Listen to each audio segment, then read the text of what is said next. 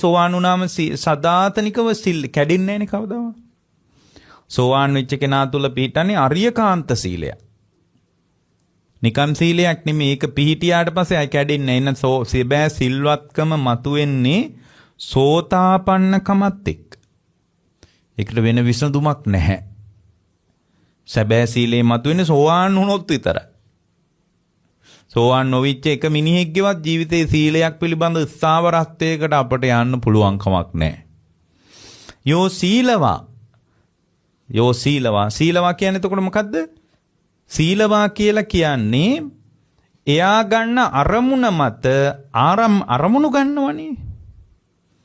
ඒ අරමුණු මත පින්වත්නි කෙලෙස් සහගත මතකයට නොයාම පිණිස ඇස තුල ඇති වෙන සංවරය. ඒක නැති වුණොත් මොකද වෙන්නේ? ඒක නැති වුණොත් දෘෂ්ටිය. දිට්ඨි විපල්ලාස. දිට්ඨි විපල්ලාස වුණාම මොකද්ද වෙන්නේ? දිට්ඨි විපල්ලාස වුණාම දෘෂ්ටි අවුල් වුණාම එයා ඒ අධ්‍යක්ෂපු තත්වයේ තුල එහෙන් රූප දැක්ක කියමුකෝ. ඒක ඇතුළේ යාගේ සිත තුල ඇලෙනවා, ගැටෙනවා. ඇලෙන්නේ රාගයේ පදනම් කරගෙන, ගැටෙන්නේ ද්වේෂයේ පදනම් කරගෙන. එතකොට එයා තුල ඇලීම් ගැටීම් ඇති වෙනකොට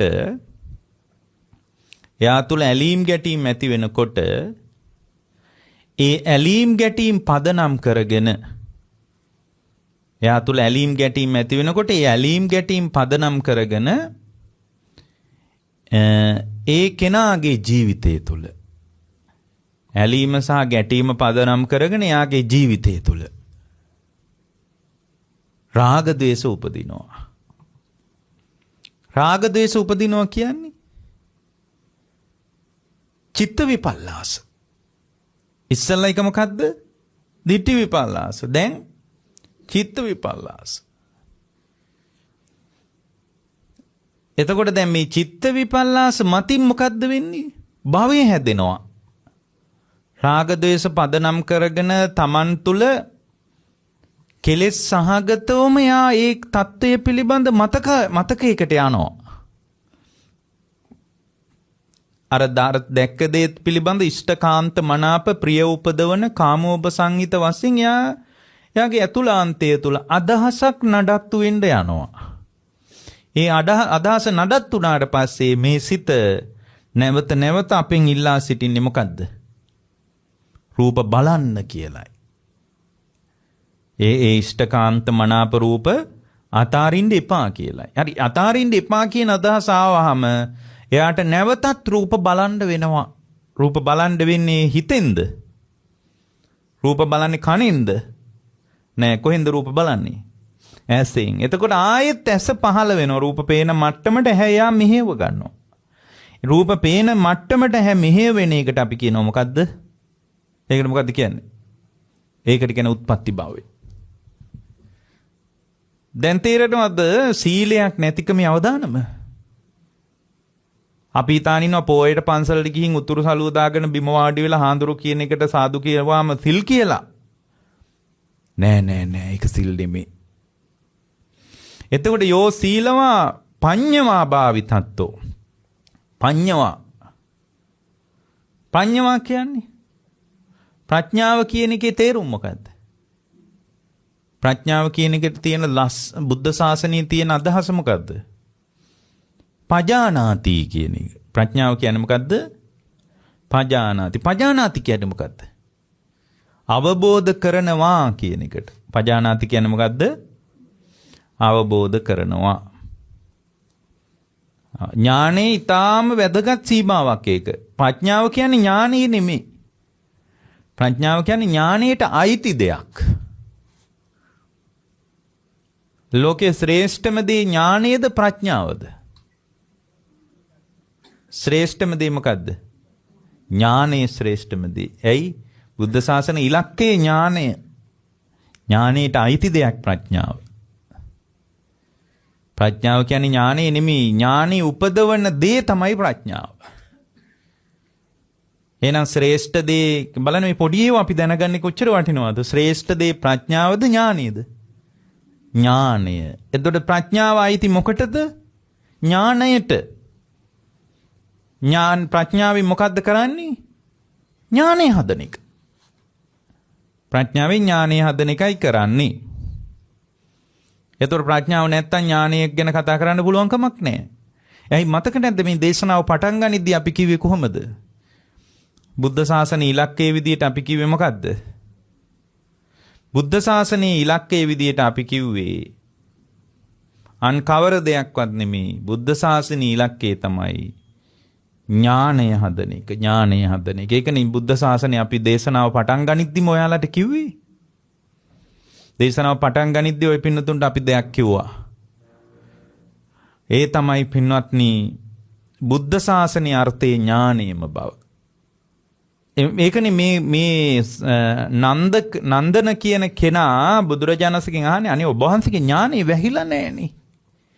ඥානෙ වැහිච්ච නැති කෙනෙකුට තමයි මේ කතාව හරියටම කියන්න පුළුවන්. ඒ නිසා ඔබ වහන්සේ හරියට මේ කතාව අපිට කියන්න කියලා තමයි යා ඉල්ලා සිටියේ. එතකොට ඒකේ පළවෙනි එක මොකද්ද? එනම් මේ දැන් සැබෑ ශික්ෂණය කියන්නේ සීලේ නැති වුණාම එන අවදානම ඔන්න ඔය ටික. සීලේ නැති වුණාට පස්සේ සීලේ නැති වෙච්ච තැනක සම්පූර්ණ දෘෂ්ටිය අවුල් වෙලා යනවා. දිට්ඨි විපල්ලාස. එතකොට මේ දුසිල්වත්කම මත ඇලින ගැටෙනකම එනවා රාග ద్వේෂ චිත්ත විපල්ලාස. ඊට පස්සේ භවය. ඊළඟට යෝසීලවා පඤ්ඤවා භාවිතත්තෝ. ප්‍රඥාව කියන්නේ මොකද්ද? ප්‍රඥාව කියන්නේ පින්වත්නි ප්‍රඥාව කියලා කියන්නේ මේ හැම එකකම තත්වය දුකක් වශයෙන් දකිනවා. අරමුණු මුණ ගැහෙන එක දුකක් වශයෙන් බලනවා. දෘෂ්ටිය නිර්මාණය වෙන එක දුකක් විදියට. ඒතකොට දෘෂ්ටිය නිර්මාණය වෙන එක දුකක් විදියට දැක්කාම යා දෘෂ්ටිය මත බැසගනීද? බැසගන්නේ. දෘෂ්ටිය මතින් උනේ මොකද්ද? දිට්ඨි විපල්ලාසයෙන් මොකද්ද උනේ? ඊළඟට ඇති උනේ මොකද්ද? චිත්ත විපල්ලාස. එයාගේ සිත විපල්ලාස වලට අනේක දුකක් වශයෙන් බලනවා. ඊට පස්සේ දෘෂ්ටි විපල්ලාසයට ගිහින් එයා මේ අරමුණු පදනම් කරගෙන යා තුල ඇති උනේ මොකක්ද? අරමුණු පදනම් කරගෙන යා තුල ඇති වුණා පින්වත්නි ඉෂ්ඨකාන්ත මනාප ප්‍රිය උපදවන කාමෝපසංහිත වශයෙන් අදහසක්.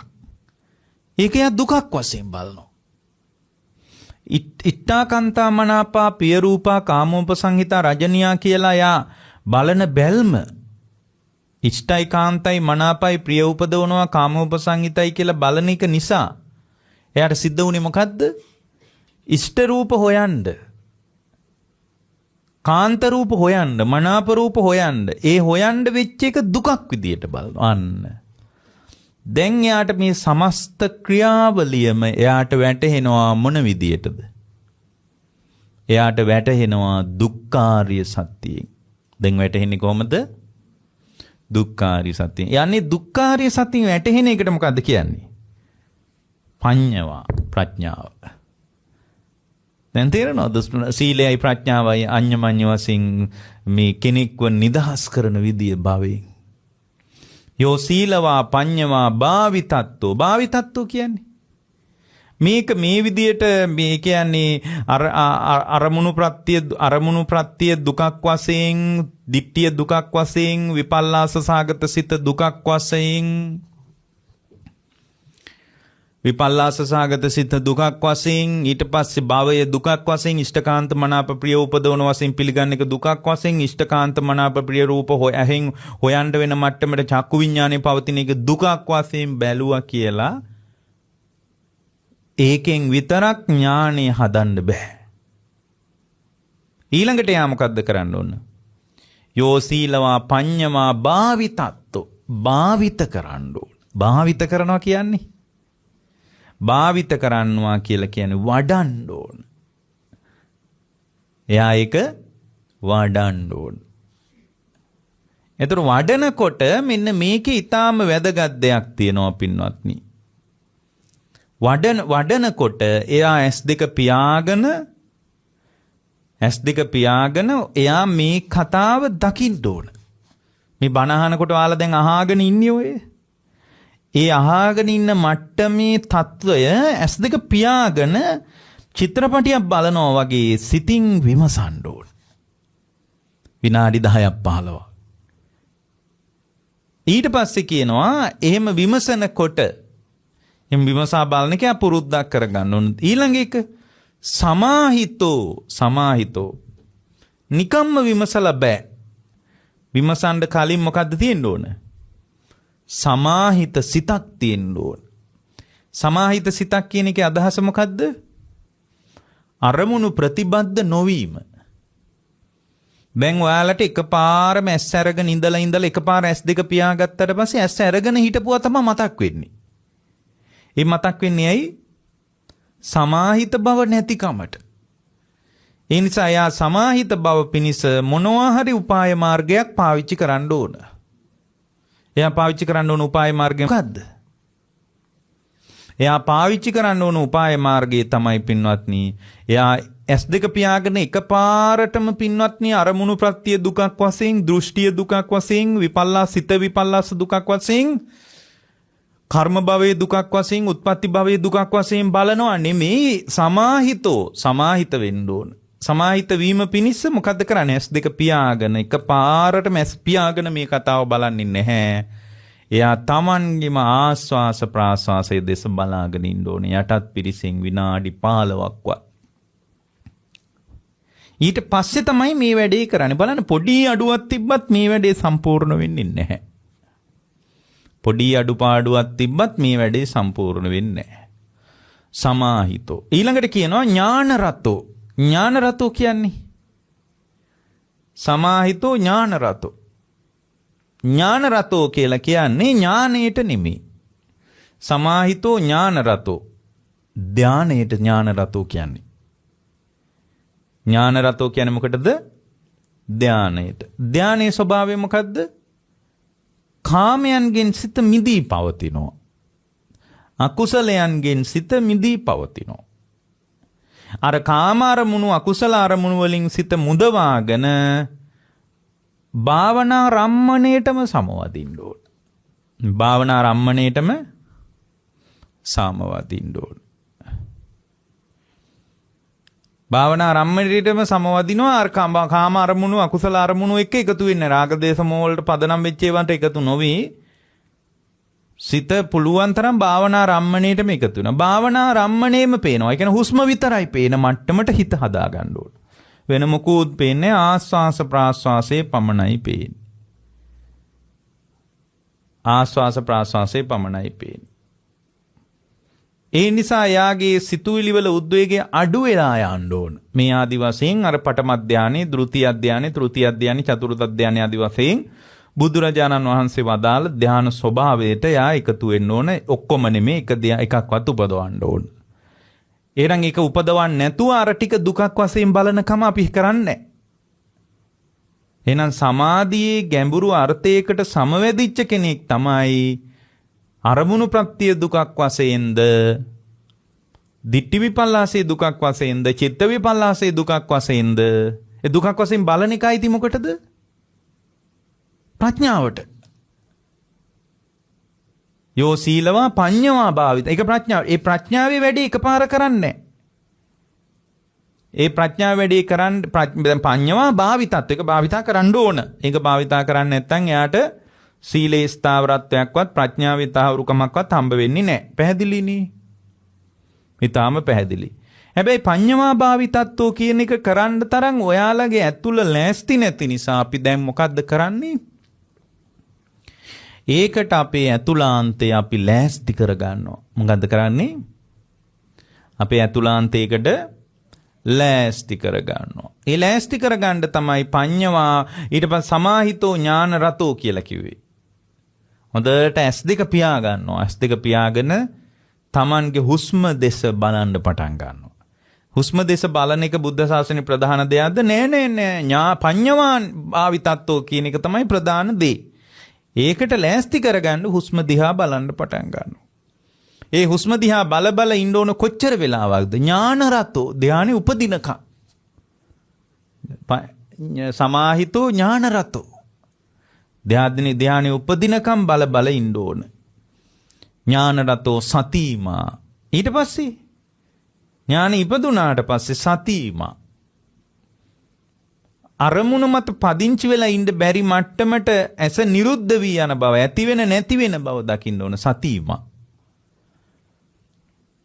මම වශයෙන් එළඹිච්ච ලෝකේ මත හැම වෙලාවකම ඉන්න බැරි බව දකින්න ඕන. මම වශයෙන් වැටහෙනවා ආයේ ඒක නැති වෙලා යනවා. ආයේ වැටහෙනවා ආයේ නැති වෙලා යනවා. මෙනෙහි කිරීමෙන්ම මම වශයෙන් සමහර ඒවා වැටහෙනවා. දැන් මෙනෙහි කරලා බලන්නකෝ ඔයාලට තියෙනේවා. ඔයාලගේ කියලා හිතාගෙන ඉන්නේවා මෙනෙහි කරන්න. ඒතර වැටහෙනවා. මෙනෙහි නොකර ඉන්නකොට වැටහෙන්නේ නැහැ. මෙනෙහි කරනකොට වැටෙනවා, මෙනෙහි කරනකොට වැටෙන්නේ නැහැ. එහෙනම් මේ පින්වත්නි අපි මේ දෘෂ්ටිය ඇතිවෙමින් නැතිවෙමින් යනවා අපේ අතුලාන්තය තුල.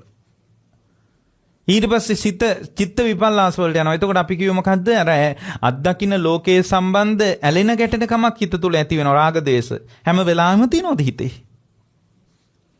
හැම වෙලාවෙම සිතේ තියෙනවද රාගය? හැම වෙලාවෙම දේශේ තියෙනවද? නෑ. දේශයට අදාළ මෙනෙහිවීමකින් තමයි දේශයේ සමුදේ වෙන්නේ. එන එක ඇති වෙලා නැති වෙලා යන බව දකින්නවා. කර්ම භවය. අපි භවය තුල නිරතුරුව වාසය කරන බව ඇත්ත. ඉෂ්ඨකාන්ත මනාප ප්‍රිය උපදවන කාමෝපසංහිත වශයෙන් මෙනෙහි කළාම වැටහෙනවා. මෙනෙහි නොකර ඉන්නකොට ඉෂ්ඨ වශයෙන්, කාන්ත වශයෙන්, මනාප වශයෙන්, ප්‍රිය උපදවන වශයෙන් වැටහෙන්නේ නැහැ. ඒ වැටහීම Tamanගේ සිත තුළ ජනිත වී අවික්චින්නව පවතින්නේ නැහැ. ඒක ඇති වෙලා නැති වෙලා යනවා. ඉෂ්ඨකාන්ත මනාප වශයෙන් පිළිගත් ලෝකයේ දිහා බලන්න කියලා සිත හැම වෙලාවෙම ඉල්ලන්නේ නැහැ. මිනී වුණාම හිත කියනවා බලන්න අහන්න අත්දකින්න කියලා. එහෙනම් මේවා අතර පවතින ප්‍රධාන දේ මොකද්ද? ඇතිවීම සහ නැතිවීම. අන්න මේ සම්පූර්ණ ක්‍රියාවලිය තුළ ඇතිවීම නැතිවීම දකින්න පුළුවන් නම්, මේ ක්‍රියාවලිය තුළ ඇතිවීම නැතිවීම දකින්න පුළුවන් නම්, අන්නේ ඇතිවීම නැතිවීම දකින්න එකට මොකද්ද කියන්නේ? සතිමා. එතකොට බුදුරජාණන් වහන්සේ මතක් කළා සබ්බස්ස සෝකා විගතා පහීනා.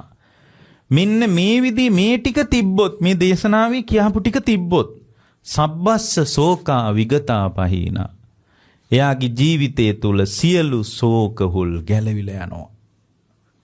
කඳුලට තියෙන අවකාශය සම්පූර්ණයෙන්ම වැහිලා යනවා.